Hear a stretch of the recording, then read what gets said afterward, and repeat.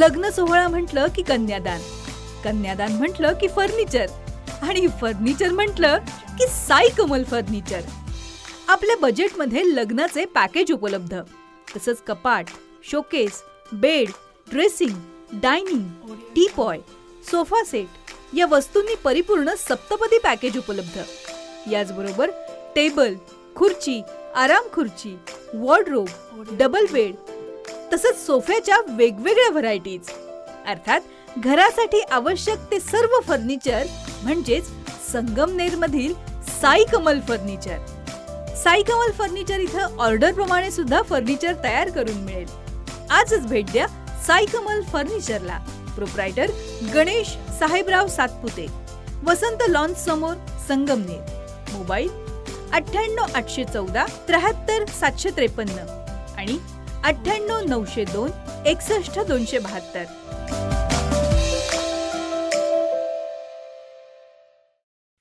हा प्रकार अतिशय गंभीर आहे आणि अशा प्रकारच्या पद्धतीने महापालिका कर्मचारी कोणी हल्ला होणं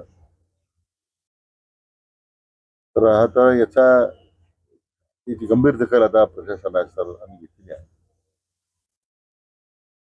कुटुंबियांना मी आज इथं भेटलोय. कुटुंबियांच्या भावना तीव्र आहेत आणि यापूर्वी अशा काही घटना मुकुंदनगर भागात घडत होत्या. तर 3 आरोपी अटक केलेले आहेत. त्यातला मुख्य आरोपी आता त्याला अटक झालेली आहे. पण या सगळ्या पाठीमागे याचा मास्टरमाइंड कोण आहे त्याला शोधलं पाहिजे. कारण सातत्यानं अशा होणाऱ्या घटनेमध्ये काही कारवाई का झाली नाही याचाही जरा विचार करावा लागेल त्यापूर्वी सुद्धा. पण आता ह्या घटनेच्या अनुसरून तो हेच आरोपी नाही, पण मी म्हटल्याप्रमाणे त्याच्या खोलापर्यंत जावं लागेल, आपल्याला मुळापर्यंत जावं लागेल की ह्या अशा घटना का घडतात, एवढं बळ काय, या लोकांनी एवढं गुन्हेगारी करण्याच्या करता एवढं बळ काय येतं, एवढं धाडस का वाढलं त्याचा विचार करावा लागेल. नीरजची पत्नीचं म्हणणं आहे की टिळा लावला होता म्हणून त्याच्यावर हल्ला केला गेला. नाही, आता तो कार्यकर्ता प्रत्येक जण आपल्याला आपल्या धर्माचा प्रचार करण्यासाठी, त्याचा अभिमान बाळगण्यासाठी आता प्रत्येक जण काम करतो. पण टिळा लावला म्हणून त्या लोकांपर्यंत भूमिका घ्यायची ही अतिशय गंभीरच बाब आहे.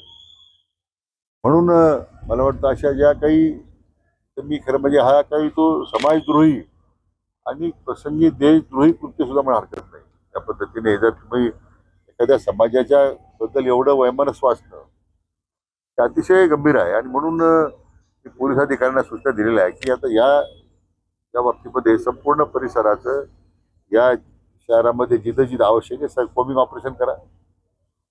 अवैध शस्त्र कोणी बाळगत असेल, कट्टे बाळगत असेल तर ताबडतोब त्यांच्यावर कारवाई करा. हिस्ट्री शीटर आहेत सगळे, या सगळ्या अशा अनेक प्रकारच्या गुन्ह्यामध्ये त्यांच्यावर तातडीनं कारवाई सुरू करा. पुन्हा अशा घटना या शहरात घडणार नाही या बाबतीमध्ये याची संपूर्ण जबाबदारी पोलीस विभागाची राहील. स्पष्ट सूचना आता जिल्हा पोलीस प्रमुखांनी दिलेल्या आहेत. सर, पण अहिल्यानगर शहरामध्ये अशा घटना नित्याच्या झालेल्या आहेत.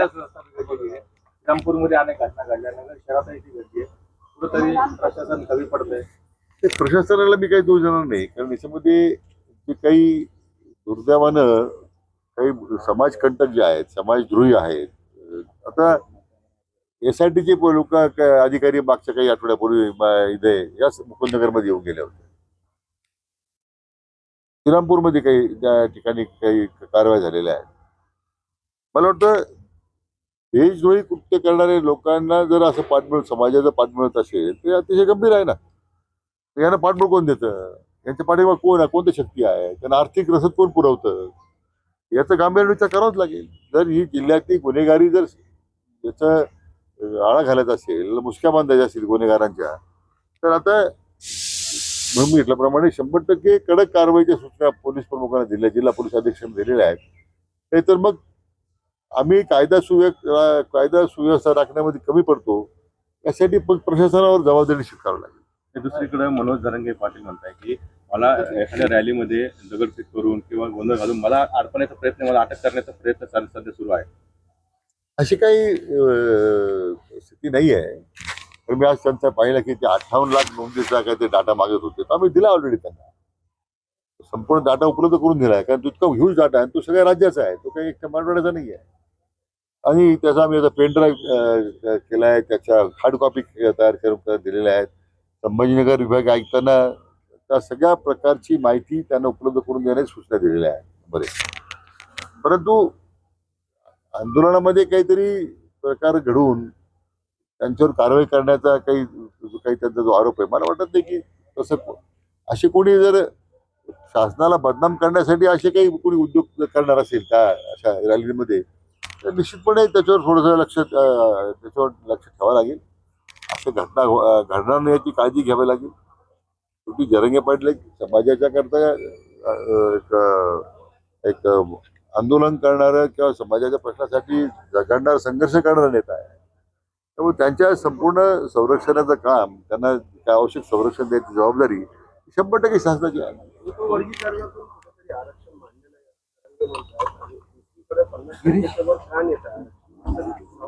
आता बऱ्याच त्याच्यामध्ये कायदेशीर मुद्दे आहेत. आता त्याच्यातले सर्वोच्च न्यायालयाचे काही निर्णय आहेत. आता मला वाटतं मान्य सर्वोच्च न्यायालयाच्या फुल बेंचचे त्याच्यामध्ये काही जजमेंट आहे, मला वाटतं 12 न्यायाधीशांचं. आता या सगळ्या गुंतागुंती आहेत, त्यातून आपण मार्ग काढतो. मला वाटतं पहिल्यांदाच आपण आता शिष्यवृत्तीची योजना सुरू केल्यात. क्रीमी लेअरच्या एक मर्यादा वाढवून अधिकाधिक मुलांना त्यामध्ये सवलत देण्याच्या करता कार्यवाही सुरू केलेली आहे. मला वाटतं जेवढं शक्य आहे किंवा ज्या काही अधिसंख्य पदावर ती मुलं घेतली होती त्यांना आता कायम करतो आपण नोकरीमध्ये.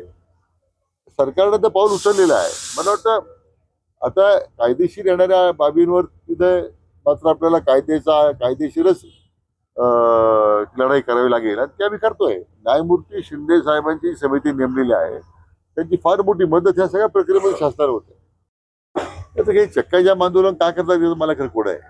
कारण शेवटी नाशिक पुणे रेल्वे झाली पाहिजे ही सगळ्यांची मागणी होती, आणि रेल्वे विभागानं त्या नारायणगावच्या अर्थ स्टेशनचा कारण पुढं करत ती फिजिबल नाही म्हणून सांगत होते. मी स्वतः त्यावेळी रेल्वे मंत्री अश्विनी वैष्णवांना भेटलो होतो की आपल्याला काही 22 किलोमीटर काही बाजूला देता येईल का, काही टनेलिंग करता येईल का.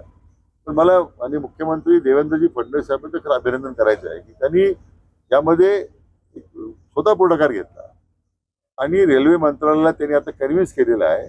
आणि एक नामवंत शास्त्रज्ञ आपले डॉक्टर काकोडकर साहेब यांची आता अध्यक्षखाली एक समिती गठीत केली आहे. त्यामध्ये रेल्वे विभागाचे अधिकारी आहेत, नाशिक आणि पुणे विभागाचे विभागीय आयुक्त आहेत. मला वाटतं साधारण 1 महिन्याभरामध्ये या सगळ्या प्रकल्पाचा पुन्हा अभ्यास करतायत की या रेल्वेला कशा पद्धतीने आपल्याला ही आपला रेल्वे जो प्रकल्प आहे कसा आपल्याला त्या ठिकाणी पूर्वत सुरू करता येईल.